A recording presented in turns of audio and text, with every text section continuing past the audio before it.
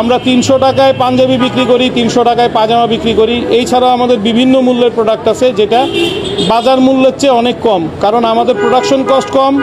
আমাদের কোম্পানিতে বিভিন্ন প্রকার প্রতিবন্ধীরা কাজ করেন, বিভিন্ন প্রকার হিজলা সম্প্রদায়ের লোক কাজ করেন। আমি হয়তো আবার প্রবাস জীবনে ফিরে যাব এবং বাংলাদেশে হয়তো আর ব্যবসা আমার করা হবে না, আর এই সিন্ডিকেটই জয়ী হয়ে যাবে, আমি ফেল হয়ে যাব।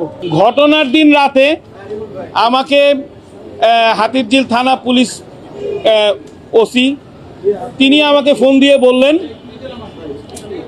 যে এই ঝামেলাটা এইখানেই আপনারা সমাধান করে নেন, নিজেরা সমাধান করে নেন, কারণ ওনার সাথে আপনি পেরে উঠবেন না।